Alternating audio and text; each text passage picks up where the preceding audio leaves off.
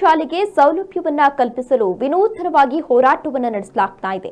ಶಿಕ್ಷಣ ಇಲಾಖೆ ಅಧಿಕಾರಿಗಳಿಗೆ ನಾಚಿಕೆ ತರುವಂತಹ ವಿಷಯ ಇದಾಗಿದೆ.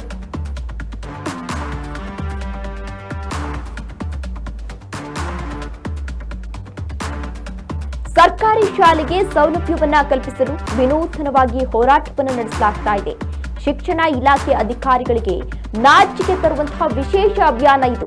ಕೆಆರ್ಎಸ್ ಪಕ್ಷದ ಕಾರ್ಯಕರ್ತರಿಂದ ವಿನೂತನವಾಗಿ ಅಭಿಯಾನವನ್ನು ನಡೆಸ್ತಾ ಇದ್ದಾರೆ. ಭಿಕ್ಷಾಟನೆ ಮೂಲಕ ಸರ್ಕಾರಿ ಶಾಲೆ ಅಭಿವೃದ್ಧಿಗೆ ಮನವಿಯನ್ನ ಸಲ್ಲಿಸಿದ್ದಾರೆ. ಗಡಿ ಜಿಲ್ಲೆಯ ಸರ್ಕಾರಿ ಶಾಲೆಗಳ ಅಭಿವೃದ್ಧಿಗಾಗಿ ಭಿಕ್ಷಾಟನೆಯನ್ನ ನಡೆಸಲಾಗ್ತಾ ಇದೆ. ಔರಾದ್ ತಾಲೂಕಿನ ಬಲ್ಲೂರ ಜೆ ಗ್ರಾಮದಲ್ಲಿ ಈ ಅಭಿಯಾನವನ್ನ ಹಮ್ಮಿಕೊಂಡಿದ್ದಾರೆ. ಸಾಕಷ್ಟು ಆಕ್ರೋಶವನ್ನ ವ್ಯಕ್ತಪಡಿಸ್ತಾ ಇದ್ದಾರೆ. ಆದಷ್ಟು ಬೇಗ ಸರ್ಕಾರಿ ಶಾಲೆಗೆ ಒಂದು ಸೌಲಭ್ಯವನ್ನ ಕಲ್ಪಿಸಬೇಕು ಅಂತ ಒತ್ತಾಯವನ್ನ ಕೂಡ ಮಾಡ್ತಾ ಇದ್ದಾರೆ.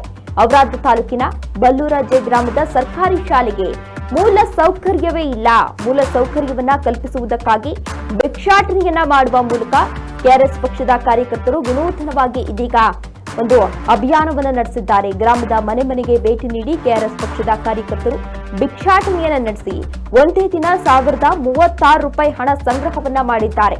ಈ ವಿನೂತನ ಭಿಕ್ಷಾಟನ ಅಭಿಯಾನಕ್ಕೆ ಗ್ರಾಮಸ್ಥರು ಕೂಡ ಸಹಕಾರವನ್ನ ನೀಡಿದ್ದಾರೆ. ಈ ಮೂಲಕ ಶಾಲೆಗೆ ಮೂಲಭೂತ ಸೌಕರ್ಯವನ್ನ ಕಲ್ಪಿಸಬೇಕು, ಇಂದಾದ್ರೂ ಮೂಲಭೂತ ಸೌಕರ್ಯವನ್ನ ಕಲ್ಪಿಸ್ತಾರಾ ಅಂತ ಅಧಿಕಾರಿಗಳ ವಿರುದ್ಧ ಆಕ್ರೋಶವನ್ನ ವ್ಯಕ್ತಪಡಿಸಿದ್ದಾರೆ. ಇನ್ನು ಸರ್ಕಾರಿ ಶಾಲೆಯಲ್ಲಿ ಸಮಸ್ಯೆಗಳ ಬಗ್ಗೆ 3 ವರ್ಷಗಳಿಂದ ಅಧಿಕಾರಿಗಳಿಗೆ ನಿರಂತರವಾಗಿ ಮನವಿಯನ್ನ ಮಾಡ್ಕೊಳ್ತಿದ್ರು ಕೂಡ ಯಾವುದೇ ರೀತಿ ಸ್ಪಂದನೆ ಸಿಗ್ತಾ ಇಲ್ಲ, ಪಾಸಿಟಿವ್ ರೆಸ್ಪಾನ್ಸ್ ಸಿಗ್ತಾ ಇಲ್ಲ. ಅಧಿಕಾರಿಗಳು ಯಾವುದೇ ರೀತಿ ರಿಯಾಕ್ಟ್ ಮಾಡ್ತಾ ಇಲ್ಲ, ಪಾಸಿಟಿವ್ ಆಗಿ ಹೇಳ್ತಾ ಇಲ್ಲ. ಹಾಗಾಗಿ ನಾವು ಈ ರೀತಿ ಭಿಕ್ಷಾಟನೆಯನ್ನ ಮಾಡಿ ಸರ್ಕಾರದ ವಿರುದ್ಧ ಆಕ್ರೋಶವನ್ನ ವ್ಯಕ್ತಪಡಿಸ್ತಾ ಇದ್ದೀವಿ ಅಂತ ಕೆಆರ್ಎಸ್ ಕಾರ್ಯಕರ್ತರು ಕೂಡ ಹೇಳಿದ್ದಾರೆ. ಇನ್ನು 3 ವರ್ಷದ ಹಿಂದೆ ಮಕ್ಕಳ ಸಂಖ್ಯೆ 110 ಇತ್ತು, ಆದ್ರೆ ಇದೀಗ 19ಕ್ಕೆ ಬಂದು ನಿಂತಿದೆ.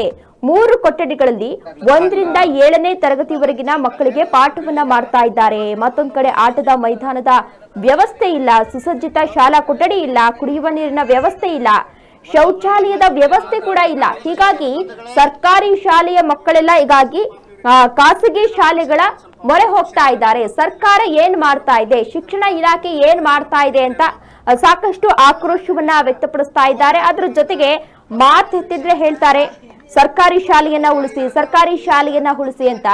ಈ ರೀತಿ ಸರ್ಕಾರಿ ಶಾಲೆಗಳ ಪರಿಸ್ಥಿತಿ ಇದ್ರೆ ಮಕ್ಕಳು ಏನ್ ಮಾಡ್ಬೇಕು? ಮಕ್ಕಳ ಭವಿಷ್ಯದ ಜೊತೆ ಚೆಲ್ಲಾಟ ಆಡ್ತಿದ್ಯಾ ಸರ್ಕಾರ, ಚೆಲ್ಲಾಟ ಆಡ್ತಿದ್ಯಾ ಶಿಕ್ಷಣ ಇಲಾಖೆ? ಯಾವ ರೀತಿ ಇದೆ ಶಾಲೆಯ ಪರಿಸ್ಥಿತಿ ಅಂತ ದೃಶ್ಯಾವಳಿಗಳಲ್ಲಿ ನೀವು ಕೂಡ ಗಮನಿಸ್ತಾ ಇರಬಹುದು. ಒಂದು ಪೇಂಟ್ ಮಾಡಿಲ್ಲ, ಮೂಲಭೂತ ಸೌಕರ್ಯಗಳಂತೂ ಇಲ್ಲವೇ ಇಲ್ಲ. ಮಕ್ಕಳಿಗೆ ಏನೇನು ಬೇಕು ಯಾವ್ದು ಇಲ್ಲ, ಕುಡಿಯುವ ನೀರಿನ ವ್ಯವಸ್ಥೆ ಇಲ್ಲ. ಇಷ್ಟೇ ಆಗಿದೆ ಅಂತ ಅಂದ್ರೆ ಅಲ್ಲಿ ಟೀಚರ್ಸ್ ಇದ್ದಾರೋ ಇಲ್ವೋ ಅದು ಕೂಡ ಗೊತ್ತಾಗ್ತಾ ಇಲ್ಲ. 110 ಜನ ಮಕ್ಕಳು ಅಲ್ಲಿ ಓದ್ತಾ ಇದ್ರು, ಈಗ 19 ಜನ ಇದ್ದಾರೆ ಅಂತ ಕೆಆರ್ಎಸ್ ಪಕ್ಷದ ಕಾರ್ಯಕರ್ತರು ಸಾಕಷ್ಟು ಆಕ್ರೋಶವನ್ನ ವ್ಯಕ್ತಪಡಿಸ್ತಾ ಇದ್ದಾರೆ. ಬಾಯಿ ಕರ್ಕೊಂಡು ಕುಂತಾಗ ಏನಂತಂದ್ರೆ ಈಗ ನೋಡಿದ್ರೆ ನಮ್ಮ ಮಕ್ಕಳಿಗೆ ಏನಂತಾರೆ ಶಾಲೆ ಕಳ್ಸ್ಲಕ್ಕೆ ನಮಗೆ ಇಷ್ಟನೇ ಇಲ್ಲ ಹೇಳಂತದ ಏನಂತಾರೆ. ಇಲ್ಲಿರ್ತಕ್ಕಂಥ ಒಬ್ಬರಿಬ್ಬರು ನಮಗೆ ಪೇರೆಂಟ್ಸ್ಗಳು ಹೇಳಿದ್ರು. ಅದ್ರ ಈಗ ಕಳಿಸ್ತಕ್ಕಂಥ ಏನು ಅವ್ರ ಮಕ್ಕಳ ಸಂಖ್ಯೆ ಹೇಳಿದ್ರು 110 ಇದ್ದೀನಿ ಅಂತ. ಈಗ ಅವರೇ ಮೇಡಮ್ ಅವ್ರು ಹೇಳಿದ್ರು 110 ಮಕ್ಕಳಿದ್ದಿದ್ರು. ಅವ್ರು ಸ್ಟಾರ್ಟಿಂಗ್ ಬಂದಾಗ ಇಲ್ಲಿರ್ತಕ್ಕಂತಹ ವಾತಾವರಣ ನೋಡ್ಕೊಂಡು ಏನಿದೆ ಶಾಲೆ ವ್ಯವಸ್ಥೆ ಮತ್ತು ಇಲ್ಲಿರ್ತಕ್ಕಂಥ ಮೂಲಭೂತ ಸೌಕರ್ಯ ಇಲ್ಲದಂಥ ವ್ಯವಸ್ಥೆ ನೋಡಿಕೊಂಡು ಪಾಲಕರು ಏನು ಮಾಡ್ತಾ ಇದ್ದಾರೆ, ಪ್ರೈವೇಟ್ ಶಾಲೆಗಳಿಗೆ ಏನಂತಂದ್ರೆ ಮುಖ ಮಾಡ್ತಾ ಇದ್ದಾರೆ. ಫಿನಿಶ್ ಆಯ್ತು ನೋಡ್ರಿ. ಅದಕ್ಕೆ ವ್ಯವಸ್ಥೆ ಮಾಡ್ಕೊಡ ಅಂತಾರೆ ಯಾರು PDOಗಳೇ. ಲೆಟರ್ಗಳು ಕೊಟ್ಟಾರ, ನಮಗೆ ಗೊತ್ತಿಲ್ಲಪ್ಪ ಅಂತ ಎಲ್ಲರ ಬರಲ್ಲ. 2022 ಹಿಡ್ಕೊಂಡು ಲೆಟರ್ಗಳು ಹೋಗ್ಯಾವ. ಅವ್ರಿಗೆ ಏನಂತಾರೆ ಇದಕ್ಕೆ ಅಭಿವೃದ್ಧಿ ಮಾಡೋದಿದು ಇಲ್ಲ.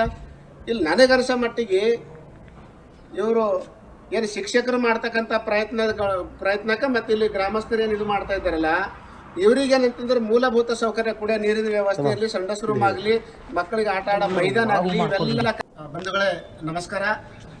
ನಾನು ಹನುಮಂತ ಮಟ್ಟೆ, ಕರ್ನಾಟಕ ರಾಷ್ಟ್ರ ಸಮಿತಿ ಪಕ್ಷದ ಬೀದರ್ ಜಿಲ್ಲಾ ಅಧ್ಯಕ್ಷ. ಇಂದು ನಾವು ನಮ್ಮ ಪಕ್ಷದ ವತಿಯಿಂದ ಏನು ಇದು ಬೀದರ್ ಜಿಲ್ಲೆಯ ಔರಾದ್ ತಾಲೂಕಿನ ಬಲ್ಲೂರ್ ಜೆ ಗ್ರಾಮದಲ್ಲಿ ಸರ್ಕಾರಿ ಹಿರಿಯ ಪ್ರಾಥಮಿಕ ಶಾಲೆಯ ಆ ವ್ಯವಸ್ಥೆ ಬಗ್ಗೆ ಮೂಲಭೂತ ಸೌಕರ್ಯ ಒದಗಿಸಬೇಕಂತಂದು ನಾವು 2022ರಿಂದ ಅಂದರೆ 28/9/2022ರಿಂದ ಪಂಚಾಯತ್ ಅಭಿವೃದ್ಧಿ ಅಧಿಕಾರಿಗಳು, ಕೌಠಾಬಿ ಕಾರ್ಯನಿರ್ವಾಹಕ ಅಧಿಕಾರಿಗಳು, ತಾಲೂಕಾ ಪಂಚಾಯತ್ ಮುಖ್ಯ ಕಾರ್ಯನಿರ್ವಾಹಕ ಅಧಿಕಾರಿಗಳು, ಜಿಲ್ಲಾ ಪಂಚಾಯತ್ ಬೀದರ್, ಇವರೆಲ್ಲರಿಗೆ ನಾವು 3-4 ಲೆಟರ್ಗಳೇನಾದರೂ ಕೊಟ್ಕೋತಾ ಬಂದಿದ್ದೇವೆ. ಹಂತವಾಗಿ ಲೆಟರ್ಗಳು ಕೊಟ್ಕೋತಾ ಬಂದಿದ್ದೇವೆ. ಆದರೂ ಕೂಡ ಆ ಅಧಿಕಾರಿಗಳು ಏನಂತಂದರೆ ಇವತ್ತು ಇಲ್ಲಿವರೆಗೆ ಯಾವುದು ಮೂಲಭೂತ ಸೌಕರ್ಯ ಒದಗಿಸಿಕೊಟ್ಟಿಲ್ಲ. ಅವರಿಗೆ ಪದೇ ನಾವು ಪ್ರತಿ ವರ್ಷ ನೀರು ನಿಂತಾಗ ಇಲ್ಲಿನ ಸಮಸ್ಯೆಗಳು ಹೆಚ್ಚಿಗೆ ಕಂಡು ಬಂದಾಗ ವಿಡಿಯೋ ಮುಖಾಂತರ, ಲೈವ್ ಮುಖಾಂತರ ಮತ್ತು ವಾಟ್ಸಪ್ ಮುಖಾಂತರ ನಾವು ಫೋಟೋಗಳು, GPS ಫೋಟೋಗಳು ಹಾಕಿ ಇಲ್ಲಿ ವ್ಯವಸ್ಥೆ ಇಂಥದ ಸರಿಪಡಿಸ್ಕೊರಂತಂದು ಇವು 3 ಅಧಿಕಾರಿಗಳಿಗೆ, ಯಾರಿಗೆ PDO, EO ಮತ್ತು CS ಅವರಿಗೆ, ಇವರು ಮೂವರಿಗಲ್ದೇ ಸಂಬಂಧಪಟ್ಟ ಕ್ಷೇತ್ರ ಶಿಕ್ಷಣ ಅಧಿಕಾರಿಗಳಿಗೆ ಮತ್ತು DDPI ಏನು ಶಿಕ್ಷಣ ಅಧಿಕಾರಿಗಳಿಗೆ ಸಂಬಂಧಪಟ್ಟಿರೋದ್ರೆ ಇವರು 5 ಅಧಿಕಾರಿಗಳಿಗೆ ಏನಂತಂದ್ರೆ ನಾವು ಮೇಲಿಂದ ಅಂತ ಮಾಹಿತಿ ಕೊಟ್ಕೋತಾ ಬಂದರೂ ಕೂಡ ಇಲ್ಲಿವರೆಗೆ 3 ವರ್ಷ ಆಯಿತು, ಯಾರು ಏನಂತಾರೆ ಇದ್ರ ಬಗ್ಗೆ ಕಾಳಜಿ ವಹಿಸಿಲ್ಲ. ಹಾಗಾಗಿ ಇವತ್ತು ನಾವು ಇಲ್ಲೇ ಶಾಲೆ ಮಕ್ಕಳಿಗೆ ಮತ್ತು ಇನ್ನೊಂದು ಇಲ್ಲೇ ಶಾಲೆ ಮಕ್ಕಳು ನಾವೇನಾದ್ರೂ ಸ್ಟಾರ್ಟ್ ಮಾಡಿದಾಗ 110 ಅಂದ್ರೆ 100 ಕ್ರಾಸ್ ಆಗಿತ್ತು ಮಕ್ಕಳ ಸಂಖ್ಯೆ. ಇವತ್ತು 19ಕ್ಕೆ ಬಂದು ನಿಂತದ. ಈ 5 ಅಧಿಕಾರಿಗಳು ಏನಂತಂದ್ರೆ ಏನು ಇವರು 5 ಅಧಿಕಾರಿಗಳು ಏನಂತಂದ್ರೆ ಇವರು ನಾಚಿಕೆ ಮಾನ ಮರ್ಯಾದೆ ಇಲ್ದವ್ರು ಇದ್ದಾರಲ್ಲ, ಅದರಿಂದ ಏನಂತಾರೆ ಇವತ್ತು ಈ ಊರಾಗಿದ್ದ ಇದೇ ಊರಲ್ಲ ಜಿಲ್ಲೆಯಲ್ಲಿ ಇರ್ತಕ್ಕಂತಹ ಸರ್ಕಾರಿ ಶಾಲೆಗಳು ಏನಂತಂದ್ರೆ ಇವತ್ತು ಮುಚ್ತಕ್ಕಂಥ ಕೆಲಸ ಈ 5 ಜನ ಅಧಿಕಾರಿಗಳು ಇರೋದ್ರಿಂದ ಏನಂತಂದ್ರೆ ಮುಚ್ತಾ ಇದ್ದಾವಂತ ನಾವು ನೇರವಾಗಿ ಹೇಳ್ತೀನಿ. ಹಾಗಾಗಿ ಇವತ್ತು ನಾವು ಅವ್ರಿಗೆ ನಾಚಿಕೆ ಬರಲಿ, ನಾವೇನಂತಂದ್ರೆ ಇವತ್ತು ಮಕ್ಕಳು ಶಾಲೆಗಳು ಏನಿಲ್ಲ, ಮಕ್ಕಳು ಏನಂತಾರೆ ಶಾಲೆಗೆ ಬರ್ತಾ ಇದ್ದಾರೆ, ಈ ಮಕ್ಕಳಿಗೆ ಏನಂದ್ರೆ ಒಂದು ಒಳ್ಳೆ ವ್ಯವಸ್ಥೆ ಮಾಡಿಕೊಡ್ಬೇಕು. ಮಳೆಗಾಲದಾಗ ಅಂದ್ರೆ ಮಳೆಗಾಲ ತನಕ ನೀರು ಬಂದರೂ ಕೂಡ ಏನಂತಂದ್ರೆ ಮಕ್ಕಳು ಅಂದ್ರೆ ಶಾಲೆಗೆ ಹೊಂಟಿದ್ದಾರೆ, ಶಿಕ್ಷಕರು ಹೊಂಟಿದ್ದಾರೆ. ಇವತ್ತೇನಂತಂದ್ರೆ ಮಕ್ಕಳಿಗೆ ಒಂದು ಒಳ್ಳೆ ವ್ಯವಸ್ಥೆ ಮಾಡಿಕೊಡ್ಬೇಕಂತಂದು ಹೇಳಿ ನಾವೇಂದ್ರೆ ಇದೇ ಊರಾಗ ಭಿಕ್ಷೆ ಎತ್ತಿದ್ದೀವಿ. ಇವತ್ತು ನಾವು ಸುಮ್ಮನೆ ಒಂದು ಅರ್ಧ ಗಂಟೆ ನಾವು ಭಿಕ್ಷೆ ಎತ್ತಿನಾಗ ಒಂದೇ ಓಣಿಗೆ ಹೋಗಿ ಬಂದಿದ್ದೀವಿ. 1036 ರೂಪಾಯಿ ಅಂತ ನಮಗೆ ಭಿಕ್ಷೆ ಕೊಟ್ಟರ. ಹಾಗಾಗಿ ಅಂದ್ರೆ ಎಲ್ಲ ಓಣಿಗಳದಾಗ ಹೋಗಿ ನಾವು ನಾಳೆ ನಾಡಿದೆ ಹಂತವಾಗಿ ಭಿಕ್ಷೆ ಎತ್ತಿ ಈ ಸಾಲಿಗೆ ಏನಂತಾರೆ ಅಭಿವೃದ್ಧಿ ಕೆಲಸ ನಾವು ಮಾಡ್ತೇವೆ.